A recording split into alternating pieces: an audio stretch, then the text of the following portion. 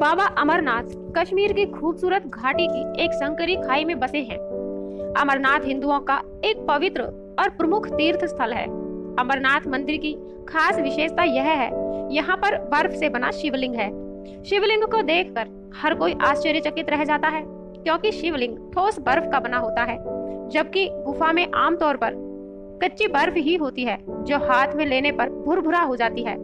कहा जाता है कि शिवलिंग का निर्माण गुफा की छत से पानी की बूंदों के टपकने से होता है। पानी की यह बूंद इतनी ठंडी होती है कि नीचे गिरने से ही ठोस होकर बर्फ का रूप ले लेती है। यह बर्फ धीरे धीरे लगभग 12 से 18 फीट ऊंचे शिवलिंग का रूप ले लेती है। अमरनाथ की गुफा की लंबाई 19 मीटर और चौड़ाई 16 मीटर है, जबकि यह गुफा 11 मीटर ऊंची है। इस गुफा की परिधि लगभग 150 फुट है। इस गुफा में जगह जगह पर पानी की बूंदें टपकती हैं। अमरनाथ की गुफा समुद्र तल से 3888 मीटर की ऊंचाई पर है। इस गुफा का उल्लेख इतिहास की सबसे प्राचीन पुस्तक राजतरंगिणी में भी मिलता है। ईसा से 300 वर्ष पूर्व आर्य राजा के शासन काल में भी इस यात्रा के होने का उल्लेख मिलता है। महाकवि प्राज्य भट्ट द्वारा रचित राजावाली पताका में भी अमरनाथ गुफा और यात्रा का विस्तार से वर्णन है। कालांतर में 15वीं शताब्दी में एक मुसलमान गडरिया बूटा मलिक ने इस गुफा की पुनः खोज की।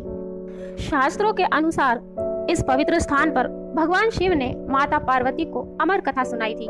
जब भगवान शिव माता पार्वती जी को अमर कथा सुना रहे थे, तभी पास बैठे 2 कबूतर ने भी इस कथा को सुना था। कहते हैं वह आज भी हर साल सावन मास की पूर्णिमा को गुफा में दिखाई देते हैं। शिवलिंग के साथ ही गुफा में माता पार्वती की एक लेटी हुई आकृति है।